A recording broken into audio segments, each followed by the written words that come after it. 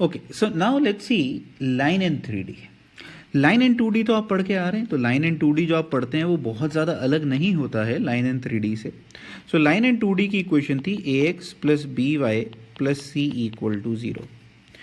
Problem here is that the same set of rules can not be applied to the line in 3D। अगर आप वैसा लिख देंगे तो पहली बात वो लाइन की इक्वेशन नहीं रहती है, वो वेक्टर फॉर्म या फिर आप बोल सकते हैं कार्टेशियन फॉर्म ऑफ प्लेन बन जाती है, जो हम पढ़ेंगे। अभी आपको करने की ज़रूरत नहीं है उसको। बट यहां से एक अच्छी बात क्या रखनी चाहिए थी हमें याद, यूनिक लाइन के लिए, फॉर ए यूनिक लाइन अगर मैं आपसे क्वेश्चन पूछता how many constraints were required,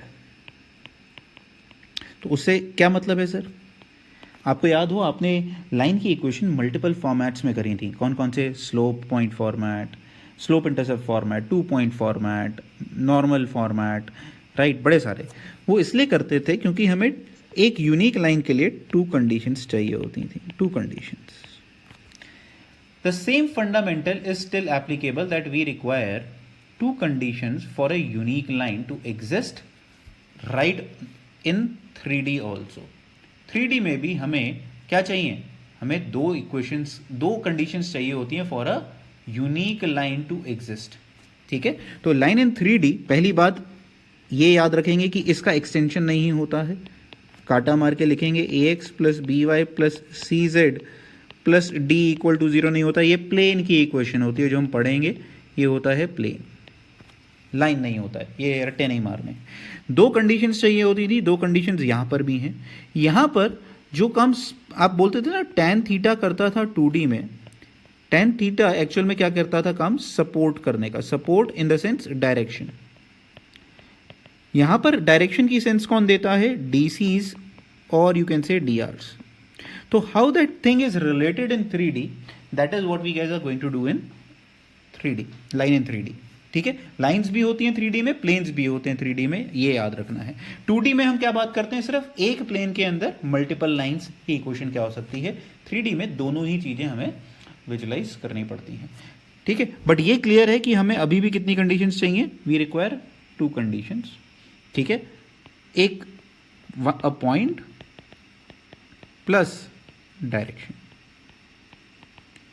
या फिर 2 पॉइंट्स, क्योंकि 2 पॉइंट से हम क्या निकाल लेंगे? एक पॉइंट यूज कर लेंगे और एक डायरेक्शन निकाल लेंगे। Don't worry, we will see them in action. तो सबसे पहले we guys let's see the vector form of line. Vector form of line क्या हो सकती है? ठीक है, अब देखो इसको यूज करने के लिए कैसे यूज करा जाता है। So the first thing is that, मान लीजिए हमने एक कोई लाइन बना ली, हमें इसकी इक्वेशन निकालनी थी।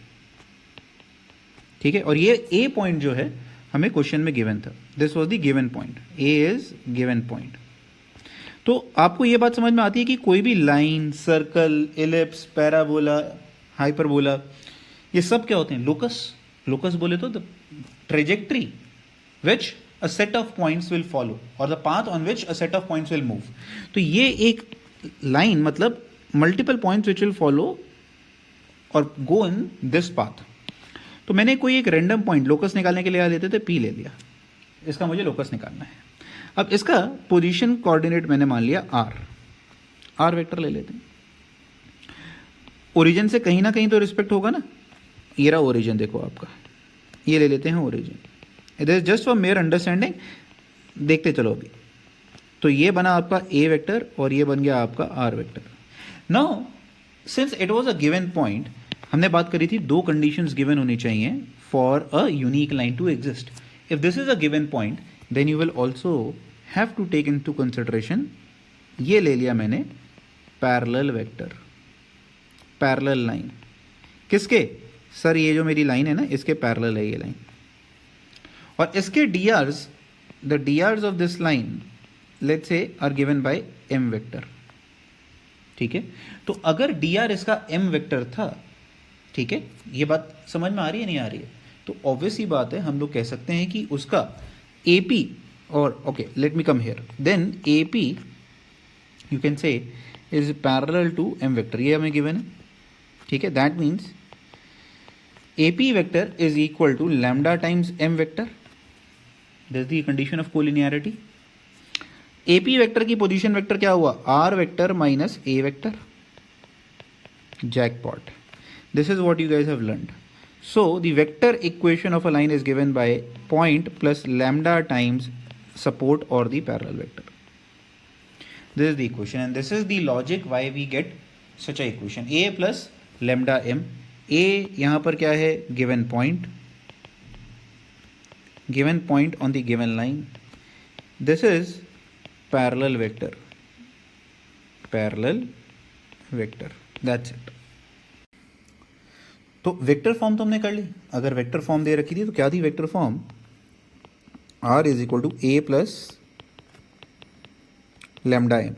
Now we want to convert this into the Cartesian form where it is written as in terms of x, y and z. ठीक है, वेक्टर फॉर्म में x, y, z एक ही वेक्टर में आ जाता है. तो आप नोटिस करो यहाँ पर आप क्या कर सकते थे? R minus a is equal to lambda times m ना.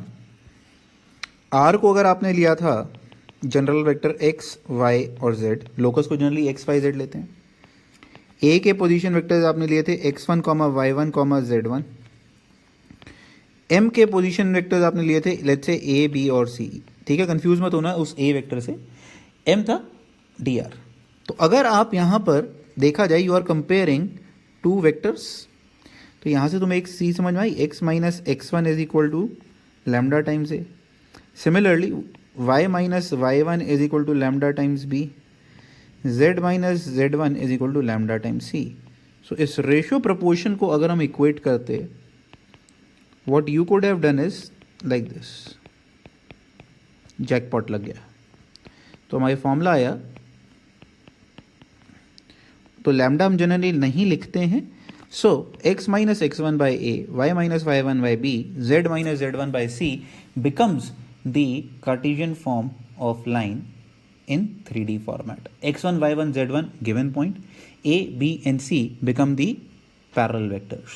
So interchangeably अब आप बड़े आराम से कार्टेशियन से वेक्टर में जा सकते हैं और वेक्टर से कार्टेशियन फॉर्म में आ सकते हैं, depending on whichever you feel is easier for you. In fact both are correct, कोई भी गलत या सही नहीं है.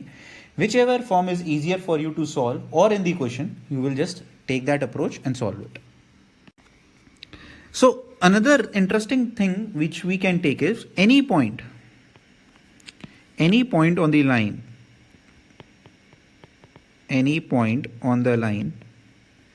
in Cartesian form कैसे होगा? अगर आप वेक्टर फॉर्म की बात करते हैं, vector form is nothing but a definition of a point on the line. a plus lambda m जो हम यूज कर रहे थे वो कोई भी एक जनरल पॉइंट था. तो यहां पर अगर आपको लिखना हो तो देखो पॉइंट कैसा आया?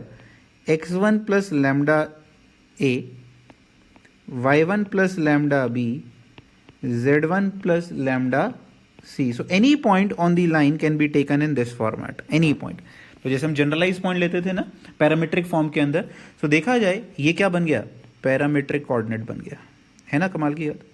Parametric point on line which why is sir parametric? Because the parameter lambda is coming into action. So any parametric point on the line now can be written as this particular format. Angle between two lines. Obviously बात है sir lines है, दो lines होंगी तो उनके बीच में कुछ angles भी होंगे. तो मान लेते हैं एक था r vector is given by a1 plus lambda times m1. This is the first line. Another line is r is equal to a2 plus lambda मत लिखिएगा, म्यू लिखिएगा हर बार. ये डिफरेंस थोड़ा सा रखिए. तो एक लाइन और दूसरी लाइन, इनके बीच का angle between two lines is equal to angle between their parallel vectors, isn't it? So आप बोलते हैं इसके और इसके बीच में angle is equivalent to saying finding angle between m1 and m2. So cos theta का आंसर क्या हो गया? Oh yes sir, very easy. m1 dot m2 divided by magnitude m1 magnitude m2. That's it, question over. So that is how you can find angle between two lines. And now irrespective की Cartesian form में दिया हो या मुझे vector form में दिया हो, fundamental same है. You just can find the values on your own. मेरे को बार बार लिखने की जरूरत नहीं है. बेसिक फंडामेंटल कॉस थीटा का आप कहीं भी चले जाएं वही रहने वाला है. तो इफ दे आर, अब कंडीशन बनाएंगे हम बहुत स्टूपिड वाली कि सर पैरेलल है, परपेंडिकुलर है. अरे अब तो याद हो गई यार हम लोगों को. तो अगर इफ परपेंडिकुलर तो थीटा कितना हो गया 90 सर, तो कॉस थीटा कितना हो गया 0. That implies m1 dot m2 should be equal to 0. और अगर आपने कार्टेशियन फॉर्म में करा था a1 a2 plus b1 b2 plus c1 c2 equal to 0. खत्म. इस तरीके से सॉल्व करके निकल जाएंगे हम लोग. ठीक है. So this question says find the equation of straight line passing through the points. 2 points दिए। हम लोगों ने बात करी थी कि लाइन की इक्वेशन निकाले के for a unique line we require 2 conditions. Are we given 2 conditions? Yes sir, we guys are given 2 conditions because these are 2 points. 2 points हुए 4 -3 -2 2 0 5। सर हमें चाहिए था पॉइंट और पैरेलल वेक्टर, है ना? पॉइंट और parallel vector. Sir parallel vector कहाँ है? दिया ही नहीं है, कैसे निकालेंगे? अरे बाबा दिया है, देखो अगर ये ए था ये बी था तो ए बी क्या हो जाएगा? डी आर आ जाएगा ना जब आप ए बी वेक्टर निकालेंगे तो। और ए बी अगर लाइन का ही डी आर आ गया तो पैरेलल वेक्टर का भी वही डी आर होगा। खत्म। तो ये कितना हुआ? 2 -3 -7 डिवाइड मतलब सब्ट्रैक्ट कर दो दोनों को। हाँ है ना? कर सकते थे भाई, ठीक है। और अगर ये कर दिया तो अब तो क्वेश्चन हो गया सर। अब मैं कोई सा भी I can use any of the points to find the equation of the line. Let's say I write in both the forms, Cartesian as well as in vector form. So vector form की जगह Cartesian लिखता हूं तो कितना बनता? x - 2/2 y - 0। So let's say I am using B point first, और ये हो गया z - 5। ये भी ठीक है।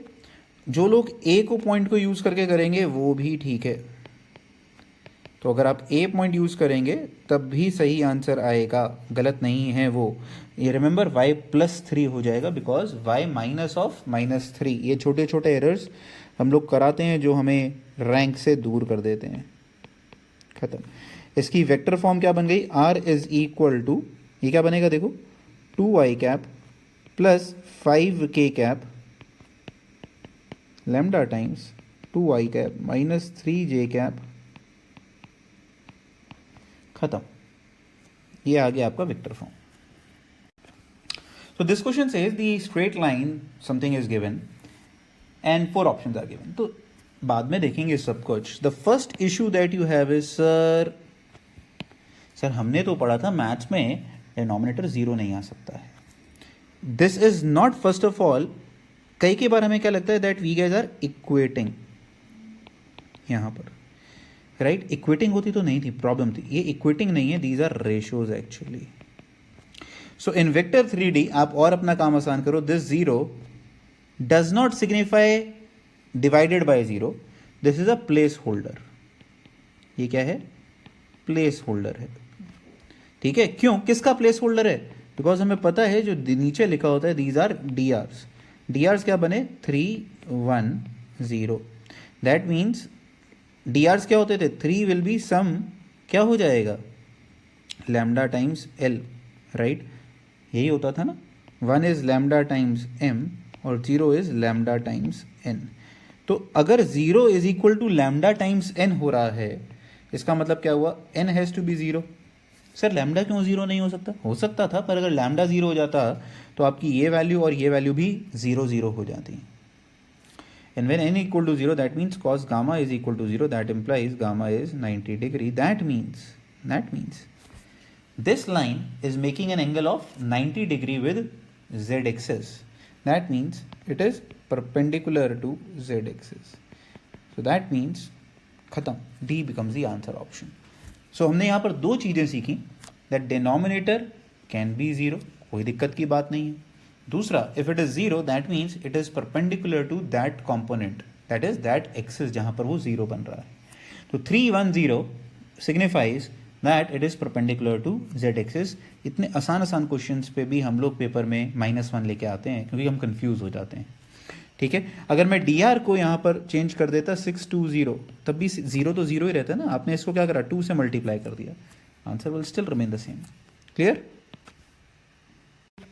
This question says convert the line this in the vector form, है ना। तो ये कोई बहुत अजीब क्वेश्चन नहीं है, पर अजीब क्यों हो जाता है और हम लोग गलतियां कहाँ करते हैं वो देखो। 6x - 2 3y + 1। So this is for sure that this is in the Cartesian form. तो पहली बात, जब कार्टेशियन फॉर्म आती है तो आपको कार्टेशियन फॉर्म का सिंटैक्स फॉलो करना होता है। What do mean by syntax? That the coefficient, अभी अच्छा चलो मैं लिख देता हूं पहले और फिर हम लोग डिटेल में रूल्स की तरह याद रखेंगे इन्हें। हियर रूल्स कि कब ये चीज़ जो है आपकी कार्टेशियन फॉर्म के लिए वैलिड होगी। रूल्स कहते हैं, पहला, coefficient of X Y Z is 1 होना चाहिए। अगर वो नहीं हो रहा है तो काम गलत है, अभी ये कार्टेशियन फॉर्म में नहीं लिखी हुई। तो यहाँ से अगर मैं 6 कॉमन लेता हूँ तो this comes out to be x 2/6, 3y + 1/3 and 2 if I take common z - 1. Sometimes you will find questions which will write rather than इसी लाइन को वो कैसे लिखेंगे, मान लेते हैं 2 - 6x, तो you will have to make sure कि आप -6 कॉमन लें। x का कोफिशिएंट 1 ही होना चाहिए, -1 नहीं, 1 होना चाहिए। अब क्या करूं सर, अटक गया ये तो मैं, ये हुआ 1/3। अब ये जो 6 है इसको आप 1/6 लिख सकते थे, हाँ या ना। इसको समझाने के बहुत सारे तरीके हैं, मैं एक अलग तरीका बता रहा हूं, अभी ये दोनों तरीके बता दूंगा। तो ऊपर वाली चीज जो है न्यूमरेटर वाली, that comes in the format. अब वो फॉर्मेट में अगर आ गई है तो बस नीचे वाली चीज को आपको क्या करना है, डीआर्स को जनरली हमें क्या करना होता है, हमने इंटीजर फॉर्म में लिखा है ना, तो आप क्या करो, डिनोमिनेटर में ऐसे नंबर से मल्टीप्लाई कर दो which is LCM of 2, 3 and 6, which in a way is 6 only. तो अगर मैं यहाँ बोलता कि डी आर्स मेरे 1/6, 1/3, 1/2, गलत नहीं है, हो सकते हैं ये डी आर, बट अच्छे नहीं लगते सुनने में या लिखने में, तो 6 से मल्टीप्लाई करूंगा तो डी आर्स का रेशो अभी भी क्या रहेगा, the ratio will still be the same, that they will be in the ratio 1:2:3. So the equation, if you wanted to write the full equation, then becomes x minus 1/3/1 y plus 1/3/2 equal to z minus 1/3. This becomes the final form of the line. अब अगर आपसे पूछा जा रहा है vector form, lollipop question बन चुका है, 1/3 आयोटा माइनस 1/3 जे कैप प्लस के कैप, ये तो हुआ given point, plus lambda times I cap plus 2 J cap plus 3 के कैप, ये क्या बन गया आपका vector form. Clear? Alright, let's see this question, find the direction cosines of the line. अरे सर ये तो आसान है, डी आर निकालेंगे और वहां से हम निकाल देंगे, right, that's a lollipop question, why are you asking. Notice करो यहां पर अब की बार सेमीकोलन z इक्वल टू -1, ठीक है, कुछ इस तरीके से दे दिया। अब आगे चल के हम पढ़ते हैं कि ये तो जो है सर, ये तो प्लेन की इक्वेशन दे दी है, प्लेन है ना, ये प्लेन की इक्वेशन दी है z equal to -1, z equal to -1। Sir ये कौन सा प्लेन है, ये देखो एक्स वाई प्लेन के पैरेलल प्लेन है ये। एक्स वाई प्लेन की इक्वेशन याद आई, z इक्वल टू 0, हाँ, तो ये z इक्वल टू -1 मतलब जिस फ्लोर पे आप बैठे हो, मान लो उसके नीचे वाला फ्लोर को हम कह देंगे z -1, z equal to -1 floor, तो पैरेलल प्लेन। बट उस पे हर जगह अगर आप नोटिस करें, हर जगह एक चीज जरूर होगी कि z इक्वल टू -1 में ये प्लेन है, ठीक है, इस प्लेन पे होगा क्या, all the points in this plane will have z coordinate 1। ये बात तो पक्की है क्योंकि तभी तो उसी पॉइंट पे पास कर रहा है। तो आपको यहां पर दिया था कि एक तरीके से लाइन में ये दे दिया, तो इसका मतलब क्या हुआ कि ये एक ऐसी लाइन थी, अब ढंग से देखिएगा, x - 2/2 is equal to 2y - 5/-3। Though we are not given the z के बारे में हमें नहीं दिया है लाइन के, but now we can say it will pass through, sorry -1 यार यहाँ पर है ना, -1, z इक्वल टू -1, यहाँ तक समझ में आ गया होगा सबको। और सर नीचे वाला क्या करें, नीचे वाले का क्या होगा, इंटरेस्टिंग आंसर बताऊं, नीचे वाले का आंसर है 0, क्योंकि अगर यहाँ पर इस तरीके से फॉर्मेट में दिया होता है, that means line is perpendicular to this plane, इस तरीके से देने का मतलब ये होता है, and if the line is perpendicular to this plane that means 0, cos 90 हो गया ना z एक्सिस, ये होगा नहीं। अब देखो इस प्लेन के अगर परपेंडिकुलर था, आप एक तरीके से ऐसे भी समझ सकते हैं, अदरवाइज आप क्या समझ सकते हैं कि this line lies in this plane, ये परपेंडिकुलर नहीं, line is in the plane. इसका क्या मतलब होता है? परपेंडिकुलर नहीं, लाइन ये जो दी हुई थी ये इस प्लेन के अंदर लाई करती है। तो अगर कोई लाइन एक्स वाई प्लेन के अंदर लाई करती है या फिर वो एक्स वाई प्लेन के पैरेलल होती है, that means it will be perpendicular to the z axis. I repeat, देखो मैं फिर से रिपीट करता हूं, घबराना नहीं है। ये चैप्टर थोड़ा सा कंफ्यूजिंग होता है, अगर बट आपके बेसिक्स क्लियर हो जाएंगे तो कंफ्यूजिंग नहीं लगेगा।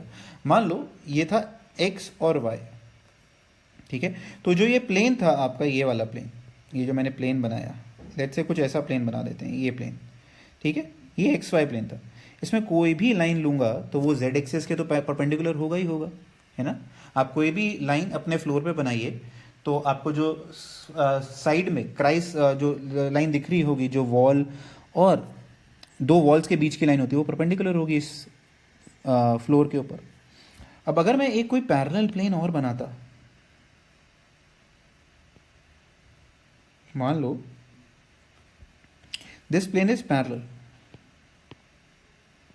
तो जो लाइन परपेंडिकुलर थी वो अभी भी परपेंडिकुलर ही तो रहेगी या नहीं। मतलब आप जिस फ्लोर पे बैठे हैं, फ्लोर और सीलिंग, और जो बाउंड्री लाइन होती है जो वॉल से जारी होती है सीलिंग से लेकर नीचे फ्लोर तक या फ्लोर से लेकर सीलिंग तक, वो दोनों की परपेंडिकुलर होती है ना। तो दैट मीन्स अगर ये लाइन, ये जो हमें दी थी, that mean this lies in this plane, है ना, इस प्लेन में लाई करता है। तो अगर इस प्लेन में लाई करता है और ये प्लेन आपका जेड एक्सिस से परपेंडिकुलर है, तो ये क्या होगा, ये लाइन भी जेड एक्सिस के परपेंडिकुलर होगी। That is why this zero will be put here, and I am sure is I have given my best explanation to this. देखते हैं क्या करें। सो अब आंसर तो आ गया, बट अभी भी हमसे डीसीज पूछा था। डीसीज में अभी भी हम लोग गलती कराते हैं। सर कहाँ? देखो आप डीसीज के लिए क्या करोगे, डी आर आ गए सर मेरे पास, कौन कौन से, 2 - 3 0, बट ये है गलत। क्यों? Line is not in the standard form. Sir ये कहाँ से आया? अरे बाबा y का कोफिशिएंट देखो, ओ yes sir it is 2, that means 2 common लेना पड़ेगा, y -5/2 z+1, ये 0, और ये कितना हुआ -3। और वो 2 का फैक्टर हटाने के लिए मैं क्या बोल सकता था, सर मैंने सारी लाइन को किससे मल्टीप्लाई कर दिया, मैंने सारी लाइन को 2 से मल्टीप्लाई कर दिया, सॉरी 2 से डिवाइड कर दिया। तो ये कितना बन जाएगा, x minus this 4, y minus, ये y -5/2 से मुझे कोई दिक्कत नहीं है एक्चुअल में। तो जो डी आर्स आपको लेने थे, जो डी आर्स आपको लेने थे वो लेने थे 4 - 6, ये लेके सॉल्व करने थे।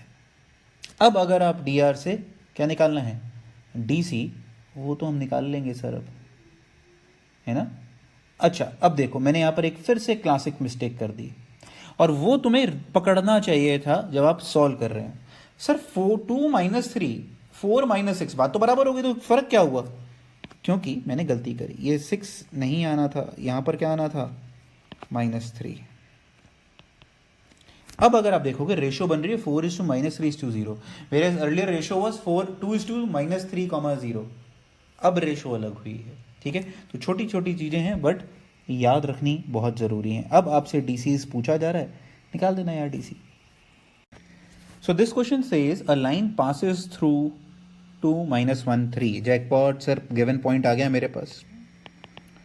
जैसे जैसे क्वेश्चन रीड करते हैं वैसे वैसे दिमाग में क्वेश्चन बनना शुरू हो जाना चाहिए। दैट मीन्स अब मुझे क्या चाहिए, सपोर्ट बोले तो D R, and is perpendicular to the line this and this.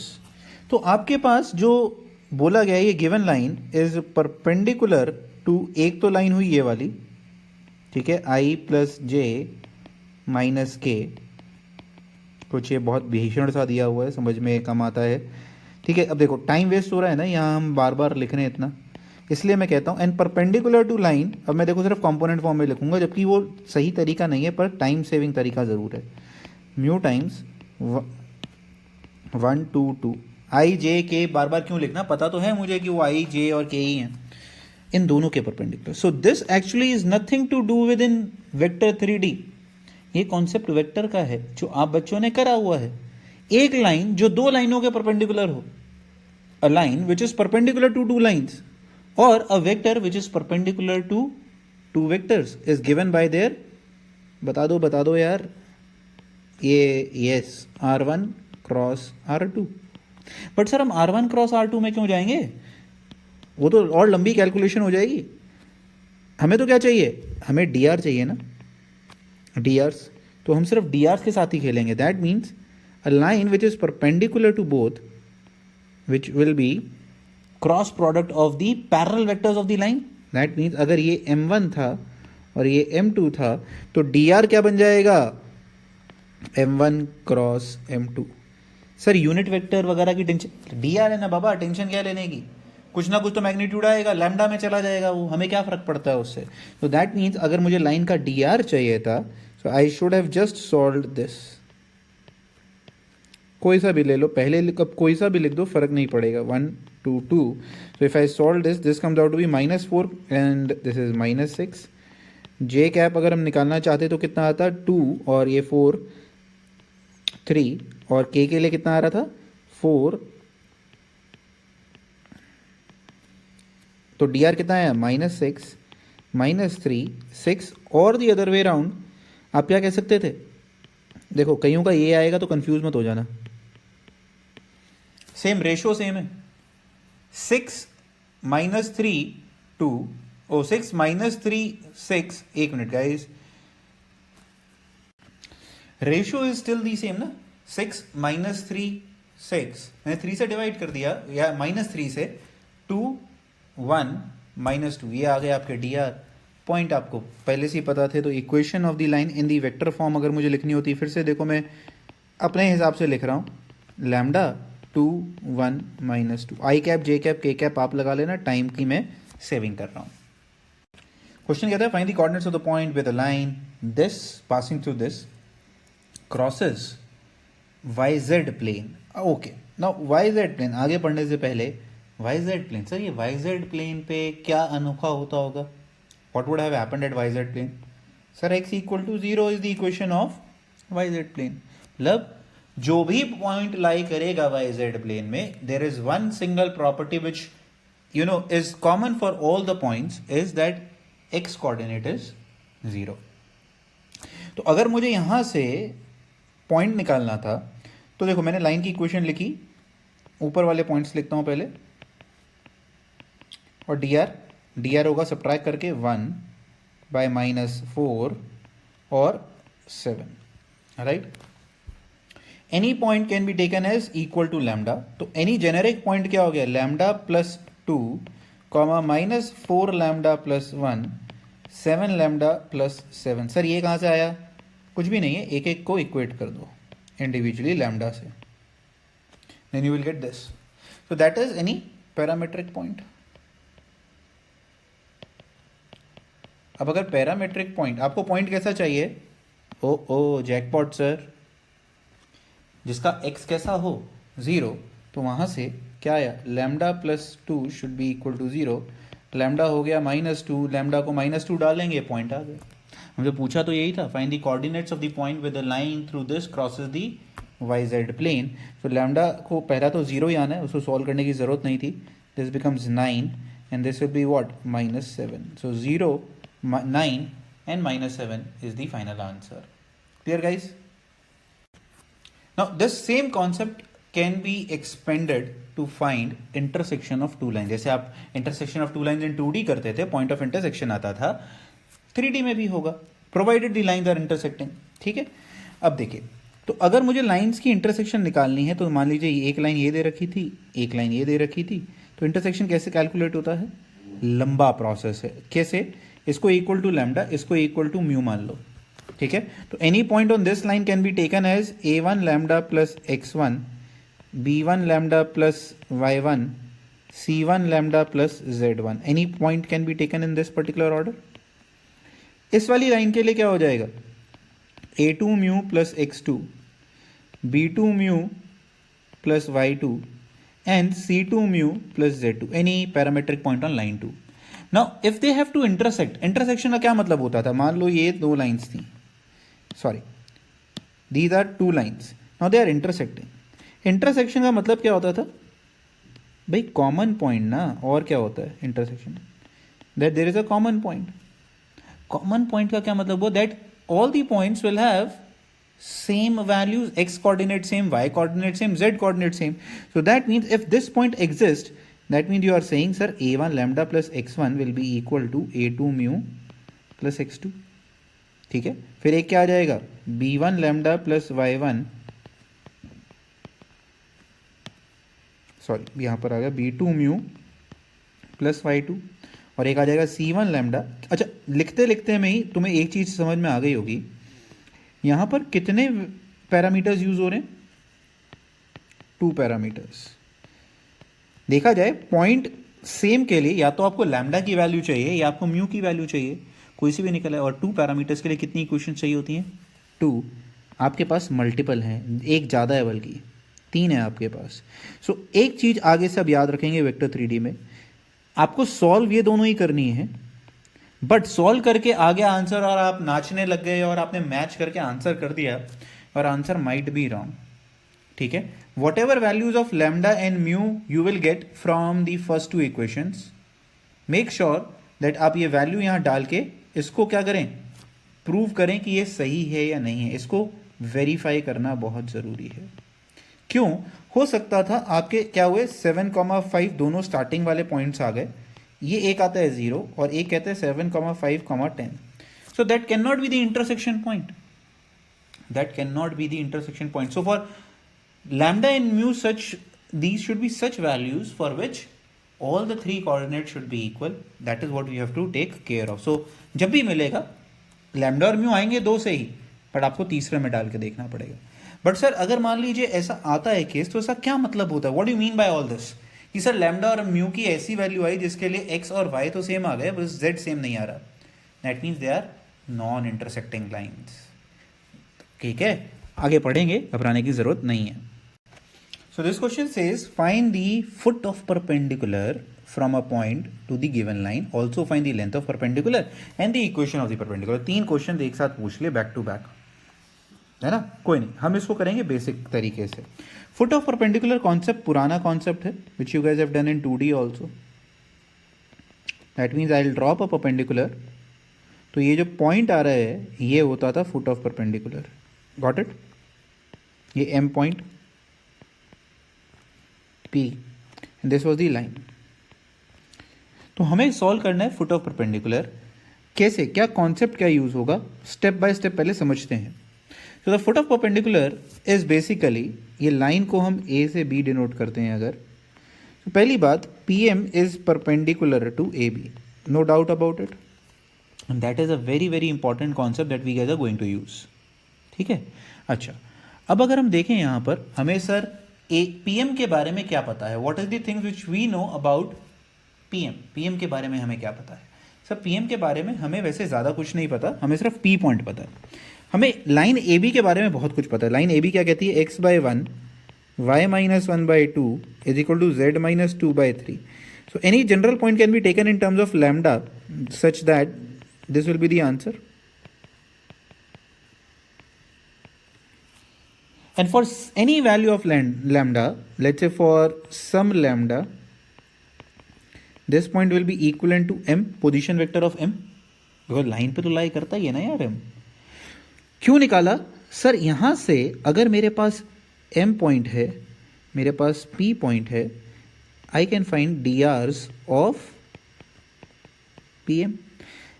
Sir why we guys are finding dr, क्योंकि इसका मदद करना है, ये अभी तक हमने यूज नहीं करा है. दैट्स दी टारगेट, इस तरीके से सोचना है, थॉट प्रोसेस ऐसे चल रहा है. तो ये आंसर क्या हुआ, λ-1 2 लैम्डा प्लस 1 -6 -5 आ गया, या 3 लैम्डा प्लस 2 -3 ये आ गया डी आर. तो ये किसके डी आर आए, पी एम के.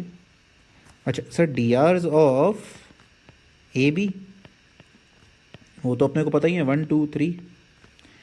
और पी एम और ए बी क्या है? Perpendicular sir, jackpot. आ गया समझ में सर? इनका क्या हो जाएगा? Lambda minus 1 plus 2 times 2 lambda minus 5 plus 3 times lambda 3 lambda minus 1। ये क्या होना चाहिए? डॉट प्रोडक्ट 0 हो जाना चाहिए, क्योंकि ये क्या है? परपेंडिकुलर वेक्टर्स हैं सर, है ना? तो ये कितना हो गया टोटल? 9 प्लस 3 4 13 प्लस 14 लैम्डा, ठीक है, ये कुछ इस तरीके से। और टोटल वैल्यू कितनी आ रही है उधर? 10, वो भी 14। क्या बात है, अच्छा खासा आंसर आ रहा है लैम्डा का 1। So lambda comes out to be 1। इससे क्या पता चला सर? इससे मेरे पास इस लैम्डा को वापस अगर मैं यहाँ पुट करता हूँ, so I will get the value of m। That's the important, and that gives you, oh yes sir, answer आ गया। ये तो फुट ऑफ परपेंडिकुलर है ना?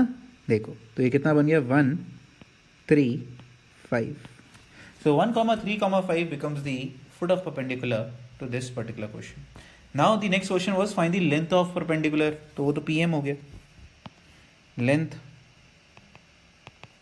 PM, distance formula।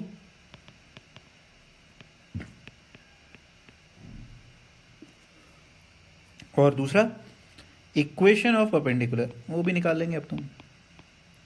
क्यों? पॉइंट तो मेरे पास पहले से ही था, अब सिर्फ मुझे क्या चाहिए था? D R. डी आर के लिए क्या होगा? पी एम ओ सर देखो 1 1 0 हो गया, कोई नहीं 0 लिखो, आपको प्रॉब्लम क्या है नीचे, है ना? दूसरा क्या हुआ? y minus 6/3 z minus 3/-2। So this become the equation of the perpendicular P M. खत्म, सारी चीज़ें आ गई हमारे पास, ठीक है? So the same question can be extended to find, अभी तो आपने करा था फुट ऑफ परपेंडिकुलर, अब हमने इसी को आगे एक्सटेंड कर दिया, find the image of the point in the same line. वही सेम क्वेश्चन जिसके लिए भी आपने फुट ऑफ परपेंडिकुलर निकाला था, ये एम पॉइंट। अब हम कहते हैं कि सर इसको आगे एक्सटेंड कर दो इमेज। इमेज का कॉन्सेप्ट क्या होता है भाई? जो हमने 2D में पढ़ा वही काम यहाँ पर हो जाएगा। उसमें डिस्टेंस क्या हो जाता है? ये वाला डिस्टेंस है डबल हो जाता था, सेम डिस्टेंस। इमेज का यही मतलब था डी। और in better terms m is mid point of, खत्म, है ना? लग गया जैकपॉट, ठीक है? तो d क्या निकाल, आपने m क्या निकाल लिया था? 1 3 5। p पॉइंट है 1 6 3। a b c ले लेते हैं, तो ये क्या बन जाएगा मिड पॉइंट के हिसाब से? सो मिड पॉइंट के हिसाब से देखो क्या पॉइंट बनेगा ये वाला? a प्लस 1, ठीक है, बाय कितना हुआ? एक minute. Alright, so a plus 1/2 कितना हो जाएगा? 1। b प्लस 6/2 कितना हो जाएगा? 3। c plus 3/2 5। सारे कोऑर्डिनेट्स आ गए आपके पास। 1, b हो गया 0, c आ गया आपके पास 7। 1, 0, 7 बिकम्स योर आंसर। खत्म, क्वेश्चन ओवर। तो आपके पास इमेज का, that means finding image is basically a 2-step process where you will first find out foot of perpendicular, and with that help you will find the image, which is 1 0 7. That's it. This is how you solve this particular question. So this question says find the point of intersection of these two lines. So for finding point of intersection, question बहुत आसान होता है, कोई बहुत tough नहीं है। तुम्हें करना क्या है? इस लाइन के लिए एक जनरल पॉइंट ले लीजिए लैम्डा के टर्म्स में, इस लाइन के लिए एक जनरल पॉइंट पैरामीट्रिक पॉइंट ले लीजिए म्यू के टर्म्स में। तो any point on line 1 in the parametric form lambda can be taken as 3 lambda minus 1, 5 lambda minus 3, 7 lambda minus 5. On the line 2, in terms of mu, it can be taken as mu plus 2, 3 mu plus 4, 5 mu plus 6. Right? This could be taken. Now, if they are going to intersect, what we will do? हम सारे जो points हैं, that is x coordinate, then you will say sir इसका y coordinate, and the last point would be कि sir इसका जो है z coordinate, ये सब बराबर होने चाहिए सर, बिल्कुल होने चाहिए। तो अगर आप देखें आपके पास दो इक्वेशंस, दो वेरिएबल्स, तो पहली दो से अगर मैं कोशिश करता कुछ सॉल्व करने की, तो मैं बड़े आराम से क्वेश्चन सॉल्व कर सकता था। क्यों? यहाँ पर मैं लिख सकता था 3 lambda minus mu is equal to 3, और यहाँ पर मेरे पास आ रहा है 5 lambda minus 3 mu is equal to 7। तो अगर मैं इसको 3 टाइम्स ऐड करता हूँ तो ये कितना बना, 9 lambda minus 3 mu is equal to 9। और ये वाली इक्वेशन को इसके नीचे लिखता हूँ, that is 5 lambda minus 3 mu is equal to 7, and let's subtract. ठीक है ना, सब्ट्रैक्ट कर देते हैं। तो लैम्डा कितना आ गया यहाँ पर, 1/2। ठीक है, और अगर लैम्डा 1/2 आ गया तो म्यू की वैल्यू आपकी कितनी आ गई, mu comes out to be -3/2। Now before going and saying sir ये लो आ गया आंसर आ गया सर, जैकपॉट लग गया, नहीं। हमें क्या करना है, we guys need to check whether this is the correct answer और नॉट। और वो करेक्ट आंसर कब आएगा, जब आप ये लैम्डा और म्यू की वैल्यू के लिए थर्ड कंडीशन को सेटिस्फाई करेंगे। Which is the third condition here, this is the third condition. ये यहाँ पर जरूर चेक करनी पड़ेगी। तो अगर मैं लैम्डा को डालता हूं तो एलएचएस कितना आ रहा है, 7/2 माइनस 5, ये वैल्यू देता है -3/2। तो वी आर एक्सपेक्टिंग कि सर आरएचएस की भी यही वैल्यू आनी चाहिए, है ना। तो ये -3/2 प्लस 6, तो -15, ये कितना हो जाएगा, -3/2। Yes sir, it agrees. So that means for lambda equal to 1 and mu equal to -3/2, जो भी पॉइंट आ रहा है वो उसका पॉइंट ऑफ इंटरसेक्शन है। और दोनों को डालने की जरूरत नहीं है, you just need to put one value, इधर लैम्डा और म्यू, जिससे आपको क्या आ जाएगा, पॉइंट ऑफ इंटरसेक्शन आ जाएगा। तो अगर मैं पॉइंट ऑफ इंटरसेक्शन लैम्डा के हिसाब से निकालता हूँ तो वो आता है 1/2 -3/2। That's it, question over. So this is how you find point of intersection of two lines.